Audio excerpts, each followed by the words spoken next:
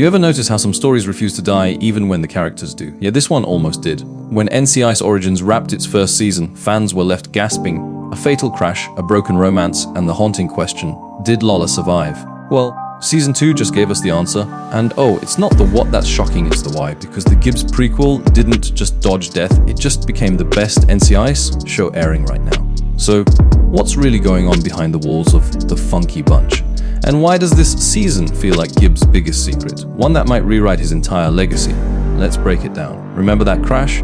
The one that looked like the end for Lala Dominguez, Gibbs' possible great love before Diane. Well, plot twist, she lived. Not shocking, right? But here's the trick. The writers wanted us to care about what that survival means, not the survival itself. Lala's been off-grid, recovering, while Gibbs, ever the man of emotional chaos, starts a relationship with Diane. The same Diane who later becomes his wife in NCIS canon. So here's the paradox: if Gibbs chooses Lala, history breaks. If he stays with Diane, emotion breaks. That tension between love and legacy is exactly what makes Origins Season 2 more dangerous than a ticking bomb in a Navy yard. Gibbs, Lala, Diane, 3 names, 1 future. This is where the prequel dares to ask a forbidden question. What if love before canon still matters? See, NCIS has always shown Gibbs as a rule breaker. But Origins, it's showing us why. He's not the stoic Marine yet, he's the man learning what it costs to follow his heart. And Lala? She's not just another agent, she's the emotional mirror, the version of peace Gibbs will never have again. Sure, there's a weekly crime in the Funky Bunch, but the brilliance here is how the case is just camouflage. The real investigation is into the characters themselves, their wounds, their guilt, their lies. Franks has his own demons, his brother Mason emerging from the shadows. Randolph's trying to find his worth as an agent. Tish is watching everything crumble. And Gibbs, he's standing between what's right and what feels right. You can't look away. Let's be honest, when CBS first said NCIS prequel, the internet laughed. Fans said, what's left to tell? We already know Gibbs. But that's where they were wrong. This isn't about who Gibbs became, it's about who he wasn't yet. Origins doesn't just showcases, it builds the man behind the legend. The kid who made mistakes, loved wrong, and broke rules before he ever wrote them down. It's poetic, it's tragic. And yeah, it's dangerously good. By the end of episode 1, the team's back together, scarred, shaken, but alive. The table is set for bigger betrayals, harder choices, and maybe that one heartbreak that defines Gibbs forever. And that's the real power of Origins. It's not nostalgia, it's anatomy, the dissection of a man we thought we knew.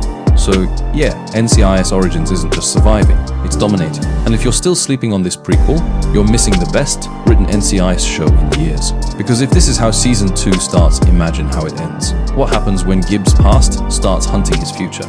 Stick around, because next time, we're breaking down the one secret CBS didn't want you to notice. And hey, if you love dark breakdowns, hidden patterns, and storytelling that burns slow but deep, make sure you subscribe, because the next episode is about to hit harder than a Gibbs head slap. Alright, let's go deeper. Lala's survival wasn't meant to shock us.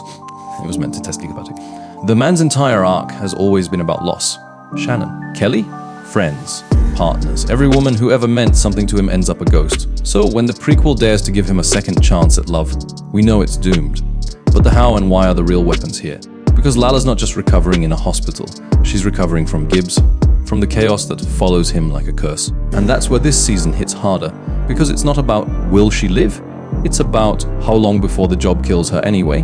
Every NCIS fan knows Gibbs' code, Rule 12, never date a coworker. But here's the tragic beauty. Origins shows us why that rule was born. He's young, emotional, he still believes he can fix things, people, love, maybe even himself. But every rule Gibbs later lives by was written in someone else's blood. And in Season 2, we're watching those first drops fall. The Gibbs we see here isn't the quiet storm we know, he's the eye before the storm. Naive enough to love, stubborn enough to think he can keep everyone safe. Spoiler, he can't. Now let's talk about that love triangle.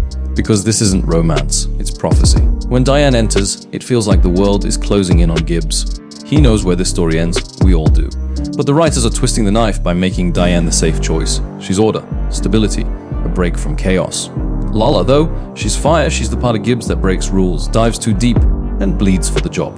And here's the haunting part. In trying to protect Lala, Gibbs will probably become the reason she disappears. History has a way of eating its own young in this universe.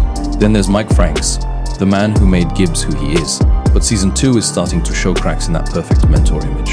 Franks doesn't just teach Gibbs the rules, he tests them. He manipulates the kid, pushes him into situations where loyalty becomes a weapon. And you can almost see Gibbs absorbing it. The stoic stare, the emotional armor, the guilt he'll carry for life. It's not training, it's transformation. This isn't just a story about how Gibbs learned to solve murders.